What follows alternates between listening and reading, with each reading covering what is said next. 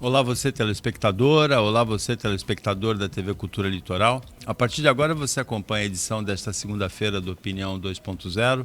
Participa o empresário André Orsini, que é comentarista do Opinião. Nós temos dois convidados, o Cássio Navarro, que é secretário de governo da Prefeitura de Praia Grande, já foi deputado estadual, e o Leonardo Garcia, que é economista e nesse momento de incerteza da economia, ele veio falar algumas perspectivas, algumas previsões. Quais são as previsões, Leonardo? Boa tarde. Boa tarde, Paulo. É um prazer estar no programa. Aos demais participantes, aos telespectadores e ouvintes. O cenário é de incerteza, né? Não só a nível internacional, como assim o próprio aumento das commodities e a inflação como um todo gera um pouco de incerteza e volatilidade, principalmente nos ativos negociados no mercado financeiro. André, hoje a gente tem noção da interligação da economia mundial bem clara, né? A guerra da Ucrânia afeta abastecimento de fertilizante para o Brasil, aí o Brasil recorre ao Canadá, tem greve de caminhoneiro no Canadá e tem mais ameaça de abastecimento de fertilizante no Brasil. Boa tarde. Boa tarde, Paulo. Boa tarde, Leonardo. Boa tarde ao Cássio. Bem-vindos à nossa bancada. Boa tarde a todos que nos acompanham aqui na Opinião. Então, também tem greve dos ferroviários no Canadá, que vai fazer o aumento do transporte do potássio, né, que compõe para o agronegócio, aí, o fertilizante do agronegócio. Então, quer dizer, o momento é complicado, o momento mundial, Paulo, da economia. A gente tem falado aí, esperamos aí que o petróleo pelo menos fique estagnado nesses 105, 106, 107 dólares o barril, que a gente já viu qual é o preço que está a gasolina, uma perspectiva dele chegar a 130, a gente espera que não, né? Mas, novamente, Paulo, o que tem mais me atraído assim, é esse novo rearranjo econômico que o mundo está tomando, né? Vários países falando de trazer indústrias para outros lugares, tirar cada vez mais da China, dos países mais complicados politicamente e até pela distância, que é o caso da China, que é aquilo que a gente sempre fala, que abre uma porta de oportunidades para o Brasil de ser um celeiro de novas indústrias aqui, né? O que ajudaria muito a gente ter não só novos empregos, mas também ter um crescimento econômico do jeito que a gente precisa. Então a gente espera aí que o mercado consiga aí regular o dólar aí na faixa de 5, 4,80. Eu aposto até um pouquinho menos por ser um ano eleitoral. Eu acho que o dólar deve dar uma recuada, né? Mas a gente tem que ter aí até começo agora de abril, já começar a economia a tomar um ritmo do que vai ser esse ano, porque a gente já falava isso ano passado, em novembro, dezembro, primeiro trimestre de 2022 vai ser muito complicado, ainda não sabíamos da guerra, né? Com a guerra da Ucrânia e da Rússia complicou mais ainda o mercado, mas a gente espera que a partir do comecinho, segundo trimestre desse ano, a economia comece a dar uma estabilizada e a gente consiga saber que ano teremos, se teremos um ano difícil, se teremos uma retomada econômica ou se teremos um crescimento do Brasil. Agora, esse rearranjo é interessante. A Alemanha anunciou no fim de semana um acordo com o Catar para deixar de depender do gás da Rússia, né? Como que você vê as sanções econômicas aplicadas à Rússia? Isso pode acontecer no futuro com outros países? Isso pode acontecer no Brasil, por exemplo, por causa da Amazônia? Essas sanções econômicas, elas servem de alerta para esses países que dependem excessivamente de alguma matéria-prima, de algum insumo, né? Então faz com que os países acordem, despertem, né, e diversifiquem seus fornecedores. No caso do Brasil, o Brasil depende altamente do fertilizante da Rússia e Bielorrússia, 1/4, né? Então o que a gente está vendo é a guerra, o preço do gás disparou, né, porque a Rússia é o grande fornecedor de gás natural para a Europa, né? Então assim, esses países começam a ter despertares para abrir seus negócios em outras situações, né, e que não dependem especificamente de um fornecedor só, não fique na mão só de um fornecedor. Cássio, não tem nada para rearranjar uma economia tão forte como uma pandemia ou uma guerra, e nesse caso nós temos as duas coisas, né? Boa tarde. Boa tarde, cumprimento a todos que nos acompanham, cumprimento Paulo, Leonardo aqui, André Orsini. Falar para você, Paulo, e para todos que nos acompanham, sem dúvida, né, esse momento que nós passamos aí pós-pandemia é muito importante porque traz essa discussão, né? Agora, com o advento da guerra, que muitas vezes as pessoas acham que não tem nada a ver, né, com o nosso país, ou olhando para a nossa região, como Baixada Santista, né, acabam escutando falar sobre fertilizante. E o que eu posso lembrar para as pessoas? O Brasil tem que ter aí programas realmente para poder dar condição que a nossa economia seja forte e não dependa tanto do mercado externo. E aqui na nossa região da Baixada Santista, temos o Polo Industrial de Cubatão, que há cerca de 15 a 20 anos atrás era uma potência na fabricação de fertilizante e que foi perdendo a sua capacidade por uma questão econômica e acabamos ficando dependentes do mercado externo. E hoje estamos passando essa situação na dificuldade de termos aí toda a questão do fertilizante em razão da importação por causa de uma guerra que muitas vezes as pessoas só se lembram, né, porque escutam notícias e falam agora não temos fertilizantes, mas aqui na nossa região nós tínhamos isso e não demos o valor devido. O Cássio tem razão, e não é só na questão do fertilizante, é na questão da produção de aço também, na produção de cimento, que o Polo Industrial de Cubatão perdeu muita pegada. Mas o economista Leonardo Gaspar, ele veio principalmente para falar de investimentos. Dólar baixando, juros aumentando, quem tem dinheiro faz o que com ele, Leonardo? Eu faço hoje parte da assessoria da Manchester Investimentos, filial Santos, recém-inaugurada na quinta-feira. Tivemos um evento aí com a participação de vários clientes importantes da Baixada. E no momento de incerteza que a própria volatilidade gera, existem algumas oportunidades dentro do mercado financeiro. E é onde a gente consegue trabalhar as oportunidades, mas sem abrir mão do perfil investidor, né?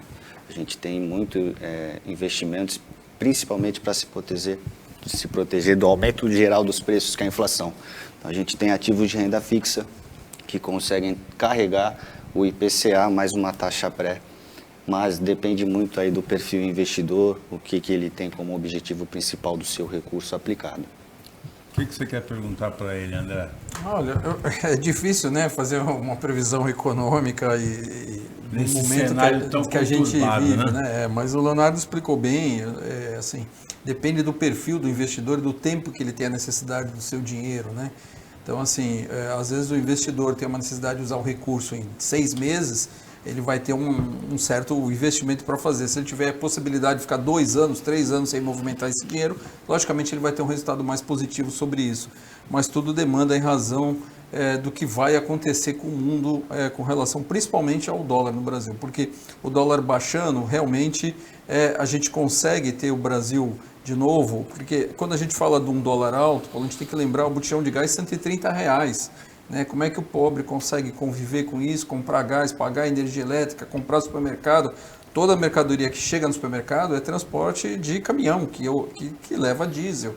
Então, quer dizer, eu acho que a gente hoje, o momento, o Leonardo deve saber muito bem disso, é um momento de incerteza, insegurança, mas dá sim para fazer uma previsão, principalmente para aquele investidor que tem recursos que ele pode aguardar em 1 ano, de 8 meses para frente, 1 ano, 1 ano e meio, ele consegue ter uma taxa de retorno melhor, porque ele vai ter aí uma economia estável dentro dos próximos 6, 8 meses, o mundo acaba se acomodando. Por mais que hajam instabilidades, o mundo econômico sempre acaba encontrando o seu caminho. Então, os bancos trabalham para isso, as investidoras trabalham para isso, as corretoras trabalham para isso. Então, para aquele investidor que tiver recurso, tem que conversar com um especialista, porque quando você tem a oportunidade de deixar esse recurso aplicado por prazo um pouco maior, você tem uma taxa de retorno melhor. O investidor brasileiro, ele já vai ganhando o perfil de esperar, investir em ações para esperar dividendos, ou ainda é aquele especulativo, subiu eu vendo e baixou eu compro? Paulo, vai muito de encontro com o perfil. Tem clientes que a gente chama de buy holding, que ele compra o papel, a ação de determinada empresa e deixa independente da variação, mas são de grandes empresas que pagam bons dividendos. Tem outros que ficam atentos a qualquer oscilação do mercado e fazem compra e venda de ações. Vai muito de encontro com o perfil que o cliente tem quando ele tem ações e quando ele aposta ou numa empresa que ele deixa a empresa como uma análise que a gente chama de análise mais fundamentalista, né?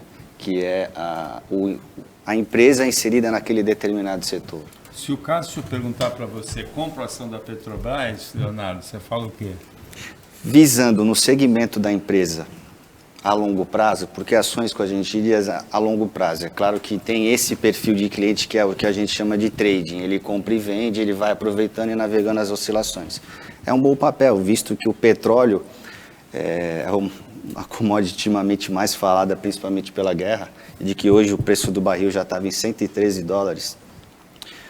O petróleo é um bem escasso, um dia ele acaba, então assim, é um bom papel, porém vai sofrer com algumas oscilações, principalmente na intervenção do governo, na alta dos preços, porém tratando do setor petróleo e da matéria-prima petróleo, seria uma boa recomendação estar na carteira. Agora, Cássio, o administrador público ele precisa se preocupar com isso também, né? Porque ele gerencia atualmente, o administrador municipal, uma caixa, não, um fundo de previdência dos funcionários, né? Praia Grande tem um fundo de previdência que tem que girar esse dinheiro, né? Não, sem dúvida. No caso do Instituto, que gera previdência municipal, ele acaba sempre sendo monitorado e tendo muitas assessorias para poder trabalhar sempre de acordo com o que rege aí o Tribunal de Contas, né? Para não ter riscos, né? Mas penso que o poder público ele tem muita responsabilidade para poder contribuir com toda a população, né?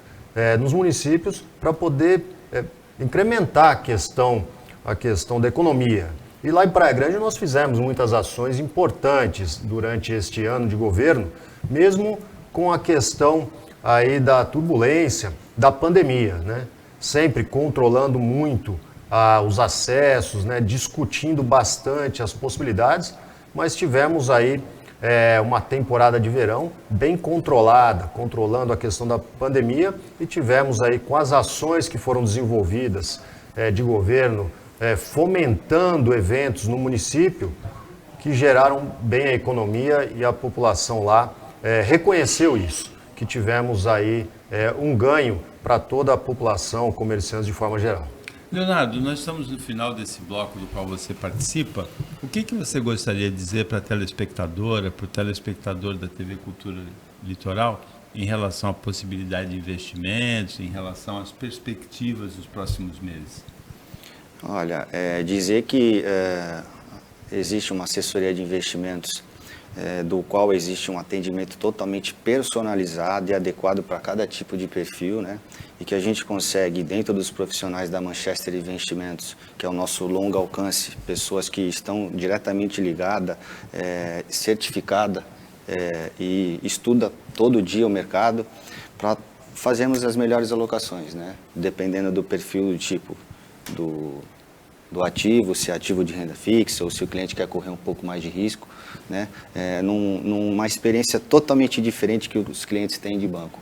Haja visto que eu já fiz parte de uma instituição financeira por 13 anos e é totalmente diferente a assessoria que o cliente tem comparado com o que o cliente teve de banco. É muito diferente a assessoria do banco para a assessoria da Manchester? Paulo, pensa o seguinte, hoje um gerente de banco, ou seja, um funcionário de banco, ele tem 600 a 700 clientes na carteira.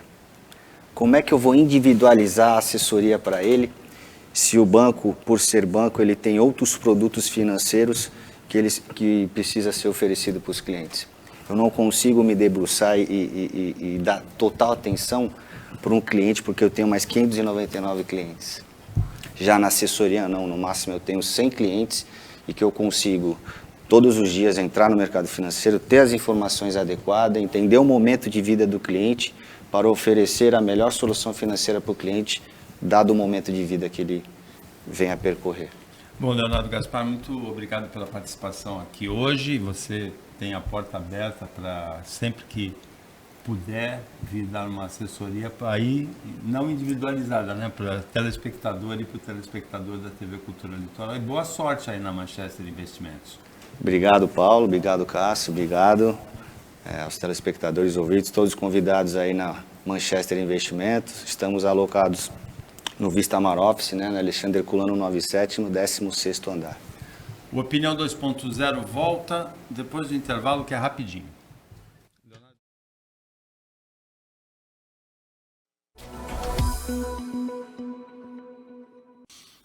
Voltando com a Opinião 2.0, nesse bloco participam o secretário de Governo de Praia Grande, Cássio Navarro, e o André Ursini, empresário, que é comentarista daqui do Opinião 2.0. Cássio, no sábado choveu muito aqui na Baixada Santista, especialmente em Bertioga. Bertioga, 400 milímetros, né, em 12 horas, naquela chuva torrencial, com a frente fria que chegou no fim de semana junto com o outono, que chegou ontem, domingo. Em Praia Grande choveu muito também? Olha, choveu bastante, penso que choveu em todo o nosso litoral, né? E mais uma vez chamando a atenção. Eu venho discutindo, junto ao Condesb, muitas vezes a questão de ações dos governos dos municípios na Baixada Santista no trabalho para poder resolver a questão dessas chuvas, né? Afinal, lá no município de Praia Grande, ao longo dos anos, o ex-prefeito Mourão fez aí mais de 1.000 quilômetros de canais, né, que você nem enxerga, tudo embaixo da terra, ou alguns abertos, para poder resolver a questão, né, dessas chuvas que acabam alagando as cidades, né? A gente sabe, todo mundo conhece a cidade de Santos, que tem os canais que ajudam por demais essa questão das chuvas, né? Porque essas questões da água, dessas chuvas torrenciais, acabam alagando e causando muita prejuízo para as pessoas, né? Agora, todos os municípios têm que se preocupar com isso. Porque quando existem essas fortes chuvas e acaba tendo problema de muita água em algum dos municípios, trava a região, né? Então, obras são necessárias. Tem que ter planejamento para poder diminuir o problema do dia das pessoas, né? Afinal, a gente não tem como parar a chuva, né? A chuva, sem dúvida, vem. Muitas vezes, um volume bastante alto como esse que acabou atingindo Bertioga.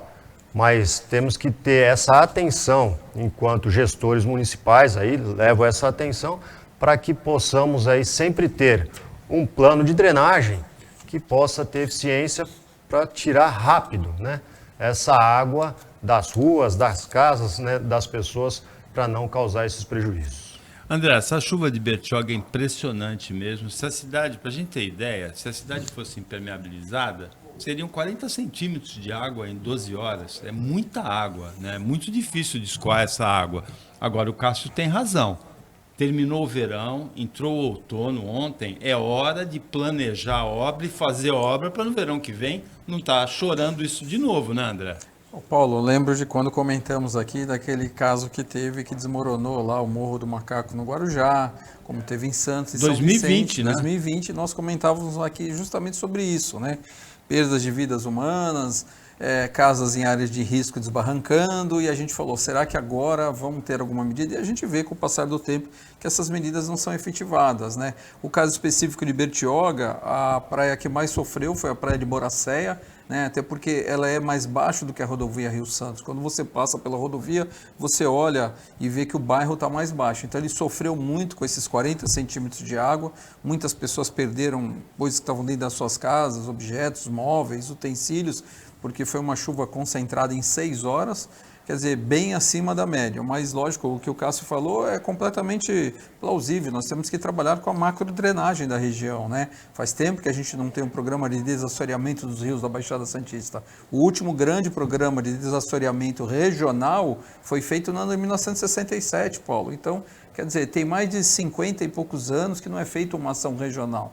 Então, esse trabalho ele tem que ser integrado de todos os municípios. Logicamente que a gente não tem como prever uma pancada como essa que aconteceu em Bertioga, mas que a gente tem que dar condições para aquela pessoa que paga o imposto, que está ali com o seu IPTU em dia, ele tem que ter drenagem suficiente para que a sua casa não seja inundada. E a gente lamenta também Petrópolis, que teve nesse início de ano aquela tragédia. Voltou a chover muito em Petrópolis e Petrópolis voltou a registrar, pelo menos 5 mortes estavam registradas na manhã de hoje. É impressionante o que acontece lá também. No filme Uma Verdade Inconveniente, do ex-vice-presidente dos Estados Unidos, Al Gore, mostra o efeito banheira, né, que existe atualmente. Uma grande área de contribuição de nuvens deságua num ponto só, como se fosse o ralo da banheira, né? E é provavelmente isso que aconteceu em Petrópolis. No filme cita aquela tragédia de 12 anos atrás, de Teresópolis, né? Cita especificamente essa. E é provável que tenha acontecido isso em Bertioga também, porque 40 centímetros de água em 12 horas é um absurdo, né? É muita água, né? Mas olha, Paulo, no meu último mandato de deputado, eu consegui aprovar uma lei na Assembleia Legislativa que falava sobre as questões emergenciais, né?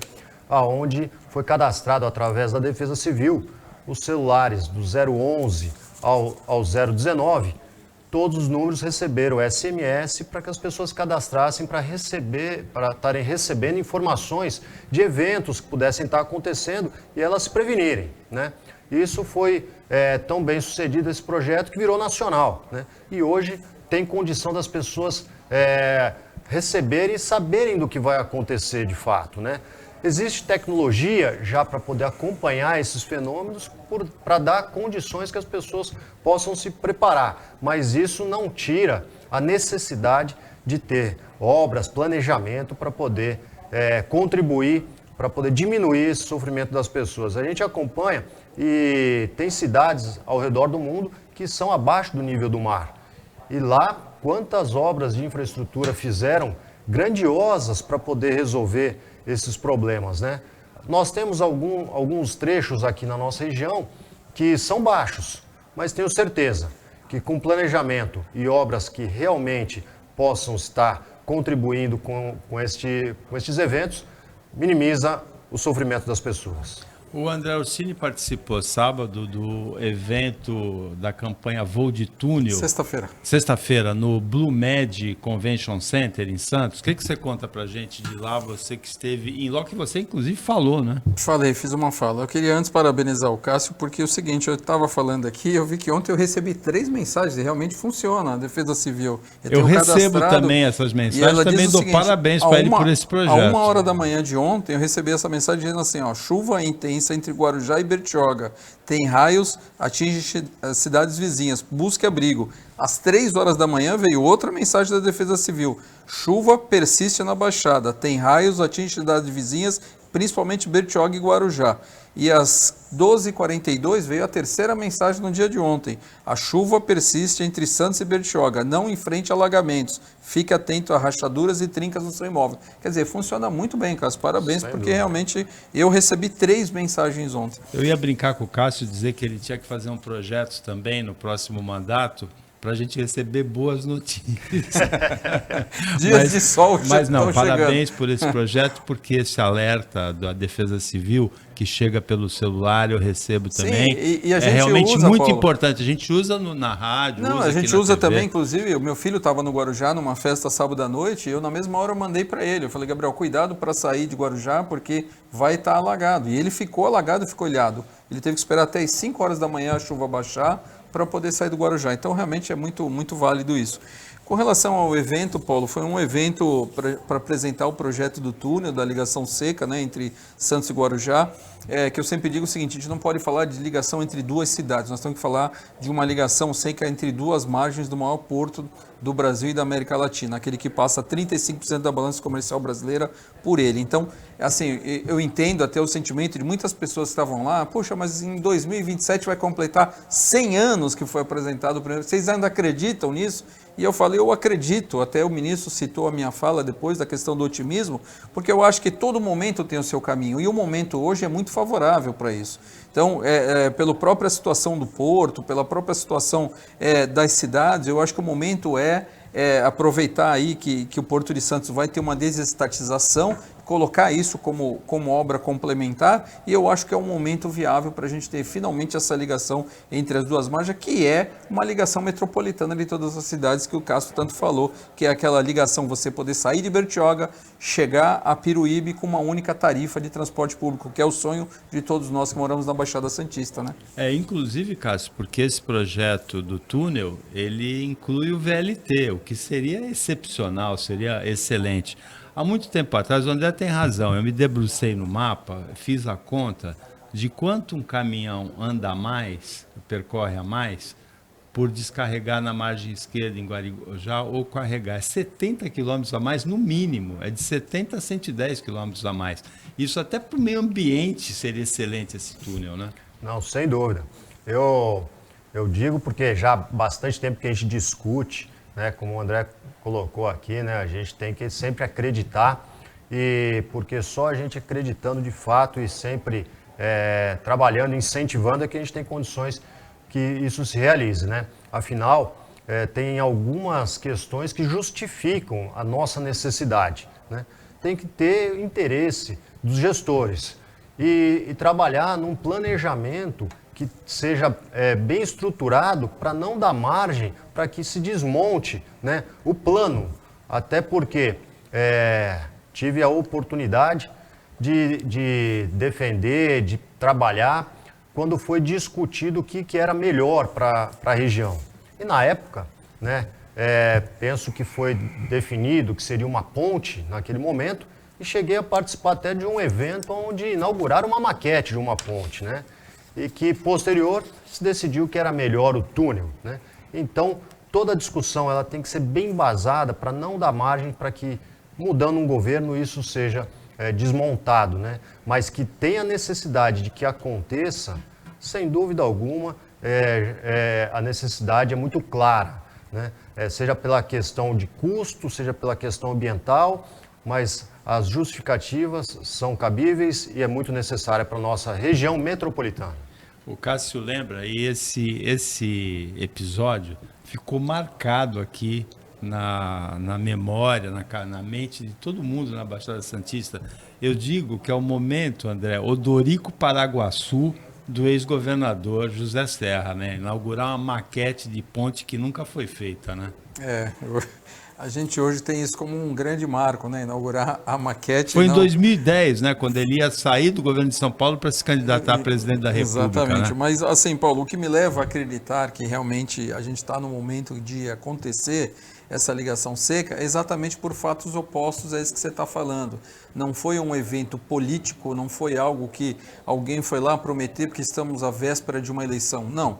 É uma iniciativa de uma organização social, de um grupo de empresários que sabe da necessidade que tem de ser feita essa ligação, apresentados estudos, e esses estudos estão sendo bancados por algumas empresas que sabem da necessidade, como você colocou, dessa distância que o caminhão percorre.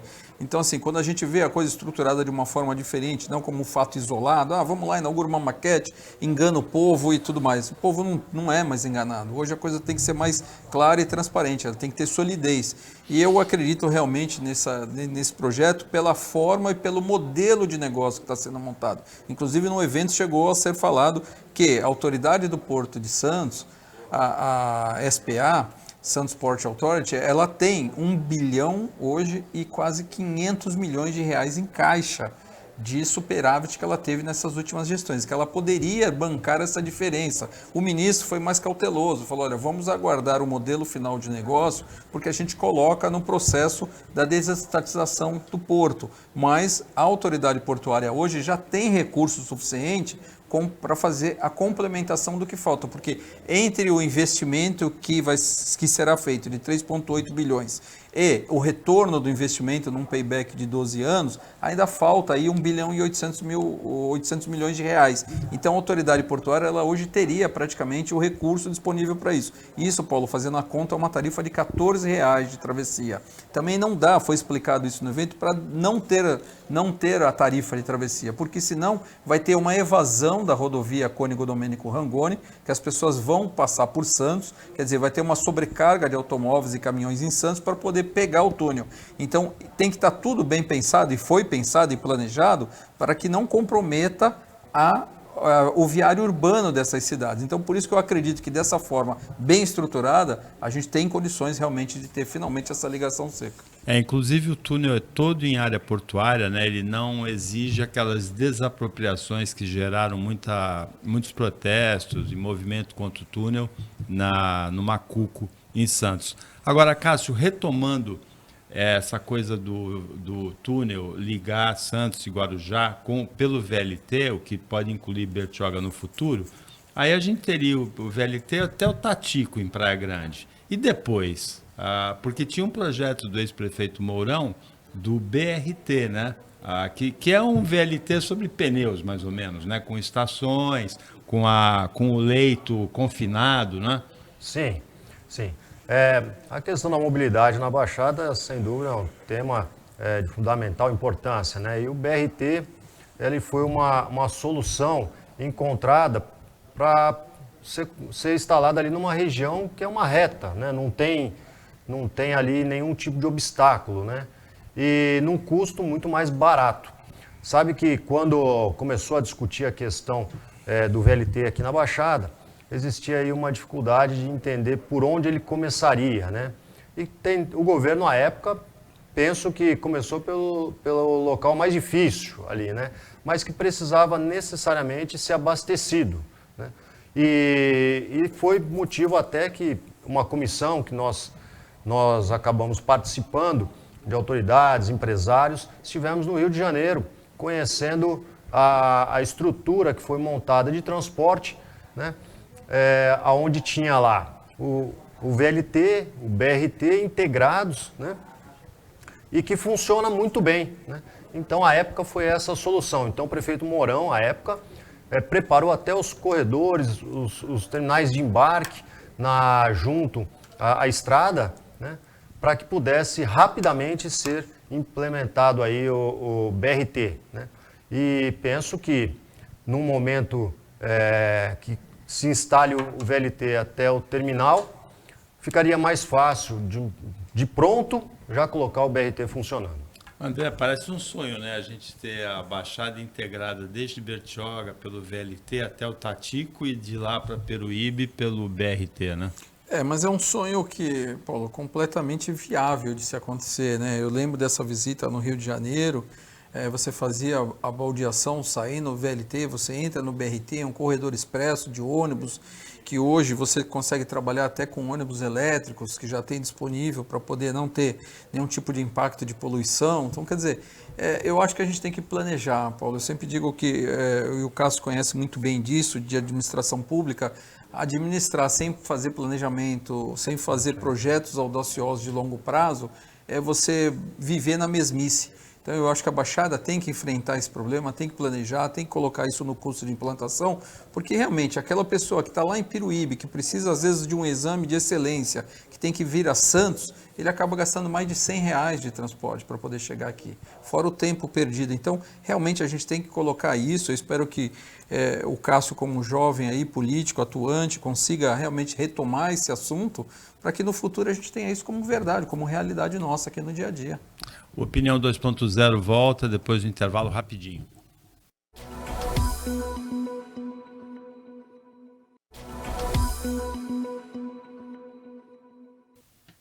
Voltando com a Opinião 2.0, agora é o último bloco, participam o secretário de Governo de Praia Grande, Cássio Navarro, ex-deputado estadual, e o empresário André Orsini, que é comentarista do programa. Cássio, hoje o presidente Jair Bolsonaro completa 67 anos. Você gostaria de mandar um parabéns para ele, não? Olha, gostaria de, no aniversário dele, pedir juízo, né, para estar aí governando o nosso país, né? Então é essa mensagem que eu queria mandar, sim. 67 já é uma época de ter um pouco de juízo, né, André Orsini? Desejar muita saúde ao presidente, muita lucidez, sabedoria, né, que é o que o cargo que ele ocupa exige, né? Mas que ele, acima de tudo, tenha saúde, independente do cargo que ele ocupa. A gente tem um brasileiro que, por mais que tenha errado, teve a boa vontade, mas assim, que realmente Deus o abençoe com muita saúde. O automobilista, o piloto Ayrton Senna, ele completaria 62 anos hoje também, ele que é um dos maiores ídolos esportivos de toda a história do país, né? Ayrton Senna, falecido em 1994. André, a polêmica do fim de semana foi a do Telegram, né? Na sexta-feira, o ministro Alexandre de Moraes, numa decisão monocrática, ele suspendeu as atividades do Telegram no Brasil. O presidente, o criador do Telegram, pediu desculpas públicas no sábado, se comprometeu a seguir as determinações judiciais que ele vinha desobedecendo sistematicamente, e no domingo o ministro Alexandre de Moraes liberou novamente o Telegram. O ministro tem poder de prender e de soltar? Tem, e de tirar do ar também, Paulo. Então, havia sido dada uma ordem judicial para que ele apresentasse, né? Principalmente a quem o representa no Brasil, o Telegram, né? Que foi apresentado ontem através de um advogado. O ministro foi para cima porque realmente foi meio que desconsiderado a sua ordem judicial que fosse cumprida, e ontem, 3 horas antes de vencer o prazo, eles realmente apresentaram 6 ou 7 temas que eles vão cumprir, apresentaram o representante no Brasil. Então, quer dizer, para ter um pouco de controle, né, Paulo? A gente sabe que quando a coisa fica do jeito que estava o Telegram, fica até ruim, não só pelo fato político, porque muitas pessoas entendem só o lado político, né? Porque há muito envolvimento da questão do presidente Bolsonaro, está usando o Telegram, ou até, mas a gente tem que ver o outro lado, o lado do crime, né? Que também se aproveita dessa falta de controle dentro do Brasil para poder usar o Telegram aí para tráfico, para sequestros, para outras coisas que não são sadias. Então, o Telegram obedeceu, o ministro atendeu a solicitação, o presidente muito, assim, foi pedindo desculpas, né, falando que estava com excesso de trabalho em razão da guerra da Rússia com a Ucrânia, né. Ele até falou, olha, eu estou com excesso de problemas, que deve realmente estar, né, não só na Rússia e na Ucrânia, como também no envolvimento da China, dos Estados Unidos com tudo isso, mas o importante é que a gente tenha o controle, e eu sempre sou a favor que a gente tenha o controle, não pela liberdade de expressão, mas pelas pessoas que usam para poder fazer o mal, que é o caso do sequestro, dos crimes, do tráfico de drogas, que acabam usando alguns aplicativos aí que não têm um controle total do governo brasileiro. Agora, Cássio, isso é um assunto típico de ser discutido no parlamento, né? Você já exerceu 2 mandatos parlamentares. De um lado, a gente deve evitar qualquer tipo de censura no Brasil, né? Não tem que ter censura nenhuma. Mas a fake news é uma novidade, a gente precisa lidar de alguma maneira com ela. O André é muito feliz, lembrando que o aplicativo, do mesmo jeito que ele é usado para o bem, ele é usado para o crime também. E a sensação é de que o ministro Alexandre de Moraes, o que ele disse para o Telegram nesse final de semana, embora a decisão dele seja questionável sobre o ponto de vista de censura, ele falou assim, olha, aqui no Brasil não é terra de Maria Joana, não é a casa da Maria Joana. Foi mais ou menos isso que ele disse para o Telegram? Penso que sim, né?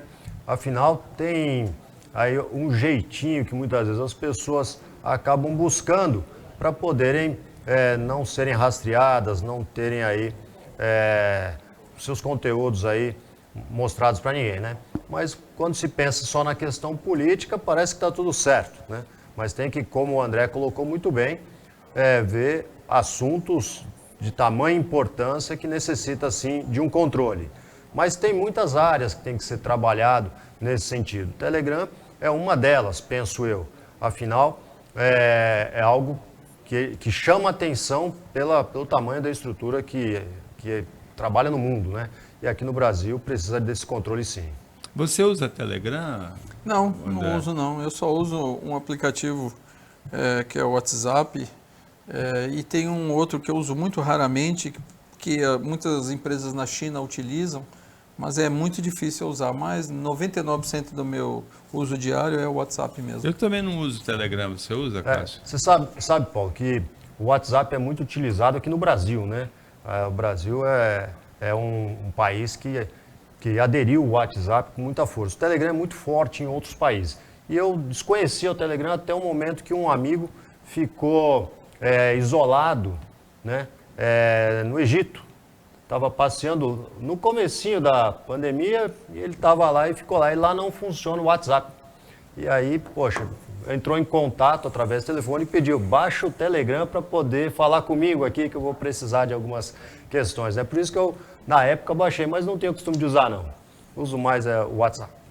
André, o Conselho Condepasa de Defesa do Patrimônio Histórico, ele recusou na semana passada o tombamento do Clube Atlético Santista.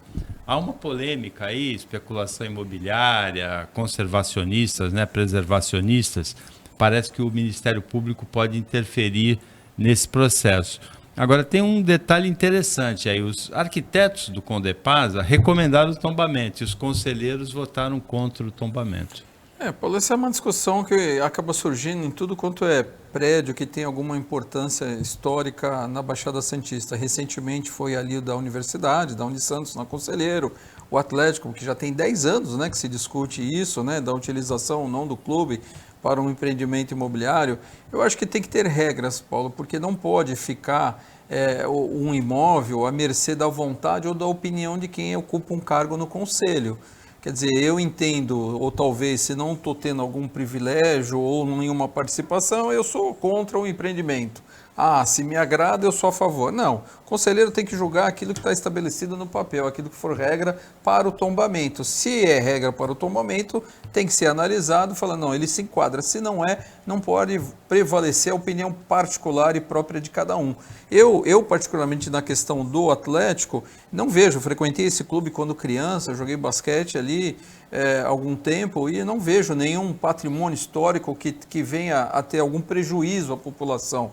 Aquilo ali é um clube que não tem muitos anos, não é uma construção diferenciada que tem algum estilo de construção que tem algum impacto ou perda de uma importância. Então eu não vejo por que não se colocar lá um empreendimento, algo que traga novos empregos, que gere impostos para o município, para o estado, para a União. Quer dizer, eu acho que a gente tem que analisar dessa forma, a gente não pode ser contra simplesmente porque eu não quero. A gente tem que falar o seguinte, o que diz a regra? A regra é clara, pode, não pode, acabou a história, não tem que criar polêmica que se arrasta por 10 anos e o prejuízo está aí, o imóvel abandonado, sem utilização e o fundamento de que é o imóvel de ter aí uma utilização sadia e positiva, acaba ficando lá um prédio abandonado, mal cuidado e sem definição do que se fazer nele. Realmente, o Atlético em atividade seria muito interessante para a cidade, né? Pessoas praticando esportes ali nas quadras, usando a piscina, tendo eventos na parte social. Agora, ele inativo realmente é um elefante branco, né? Não tem sentido nenhum. Talvez um outro clube pudesse ter se apropriado daquele patrimônio, negociado com o Atlético e usado. Em Praia Grande tem algum caso desse tipo, Cássio? Olha, não. Na Praia Grande não tem essa discussão no momento. Mas eu tive a oportunidade aí de conhecer casos semelhantes aí pelo Estado, né? A única questão que me chama a atenção, como bem colocou aqui o André, tem que seguir as regras. Se está dentro do período, prazo, se tem sua importância, teve a questão histórica, cabe o tombamento. O problema é o seguinte, tem muito prédio que foi tombado por questões e brigas individuais que viraram aí prédios abandonados, né? Então você acaba tendo algumas visitas aí ao longo do estado e que não é diferente aqui na Baixada e na discussão aqui em Santos, e tem aí, se a gente colocar aqui, tem alguns prédios que participaram de uma discussão de tombamento e foram tombados, que ficam abandonados. Então tem que ter uma regra muito clara e tem que ter um objetivo também. Prédio tombado, quem vai tomar conta, quem vai cuidar para que não fique aí, muitas vezes, esse abandono que muitas vezes acontece. André, em Praia Grande tem um caso interessante que era de um prédio comercial ali na estrada, logo no comecinho, que foi transformado num equipamento cultural depois, né? Ah, sim, Museu das Artes, né? Muito Palácio interessante, das Artes, né? O Palácio das Artes, né? Foi transformado e virou uma referência, né, Paulo? A gente tem que sempre lembrar disso. Foi criado ali, o prédio que tem uma não era um clube, beleza. Né? Era uma loja, Era uma loja de material de construção que ficou fechado muitos anos e a prefeitura transformou aquilo num equipamento de lazer, de cultura, quer dizer, agregou muito à cidade, grandes espetáculos hoje na cidade, um teatro belíssimo que tem, um equipamento cultural de uma riqueza assim diferenciada dos demais. Então a gente tem que olhar bem atentamente isso que o Cássio acabou de falar, a gente lembrar a Rua 15 em Santos. O que aconteceu hoje é um ponto de Cracolândia que a gente não vê o progresso, a gente só vê cada vez mais deteriorização. Então, o que a gente quer para o futuro? A gente tem que pensar nisso, Paulo, porque não é possível você manter algo e ainda obrigar o dono a manter algo que ele não pode usar. Quer dizer, é sem nexo nenhum, né? A gente tem que analisar isso dessa forma, porque é muito simples chegar e falar assim, eu não quero que tire o Atlético de lá. Tá, mas quem paga o IPTU, quem paga a manutenção, quem paga as despesas? É o clube, não tem receita. né? A gente sabe que o que afundou os clubes foram os sócios remidos, aqueles que tinham direito a não mais fazer a contribuição mensal. Chegou um momento que os remidos eram mais do que os sócios associados que faziam essa contribuição. Não dá para a conta não fecha, Paulo. O caso de Praia Grande é um modelo bem interessante, né? Em Cubatão também tinha o Teatro Municipal, que era um projeto que nunca saía do papel e que foi passado para o hospital, pela Fundação São Francisco Xavier, virou uma ala de oncologia, uma ala de renal também, de problemas renais, né? Sem dúvida. Esses equipamentos que acabam dando função, né, para o espaço são muito importantes. Agora, esses equipamentos citados não são espaços que foram tombados, né? Mas quando existe uma função semelhante, sem dúvida, é de grande importância. Em Cubatão também, no final de semana, no sábado, o vice-governador Rodrigo Garcia veio numa festa política, ele é do PSDB, e o prefeito Ademário também é do PSDB, anunciar 1.000 novas unidades habitacionais, anunciar também um AME que está prometido desde o tempo do Clermont, passou pela Márcia Rosa, mas teve protesto lá em Cubatão. O pessoal, mais do que uma festa, foi um protesto, né? Logicamente, como você colocou no começo, nós estamos no ano eleitoral, todo mundo sabe das pretensões políticas do vice-governador Rodrigo Garcia. Mas eu olho por outro ponto, viu, Paulo? Eu acho, nós temos um déficit habitacional na Baixada Santista entre construção e legalização fundiária de unidades de mais de 110 mil unidades. Então, quando a gente vê o anúncio de um projeto de uma AME de mais quase 1.000 unidades para serem construídas, independente do fato político ou não, eu acho que a gente tem que realmente ficar feliz, porque a gente sabe, e falamos no começo do programa aqui, o caso das enchentes. Por que a praia de Boracéia sofreu tanto? Porque a Boracéia hoje tem a maior ocupação da cidade de Bertioga, ocupação ilegal. E onde são essas ocupações? Normalmente em áreas que estão beirando os rios ali, que elas precisam ter o escoamento dessas águas. Então, quando a gente vê anúncios como esse, a gente tem que comemorar, independente do fato político, logicamente que todos têm o seu lado e a sua preferência política, né? Mas eu vejo assim que quem ganha é a cidade, quem ganha é a nossa região. Tomara que venha o túnel, tomara que venham as habitações, tomara que venha o AME também, não é, Cássio? Não, sem dúvida. O governo do estado, ele anunciou há pouco que tinha um fundo de investimento aí de alguns bilhões, né? E o que a gente tem que sempre estar atento é cobrando esses investimentos, o que vem para a Baixada, porque por falta de representatividade, muitas vezes a gente deixa de ter esses investimentos aqui na nossa região. Nós chegamos ao final da opinião de hoje, a edição desta segunda-feira, agradecendo ao André Orsini a participação como comentarista, agradecendo a presença aqui do Cássio Naval, que a gente espera receber mais vezes aqui no Opinião. Também o economista Gaspar, aqui, que participou aqui do segundo bloco do Opinião, Leonardo Gaspar, agradecendo o trabalho da equipe técnica e de jornalismo aqui do Sistema Costa Norte e agradecendo a você que acompanhou a gente mais essa edição. Até amanhã, nesse mesmo horário de 11h45, lembrando que a partir da semana que vem, o Opinião volta para o horário normal de 12h45, com exceção das quartas-feiras. E uma ótima semana para você que você merece.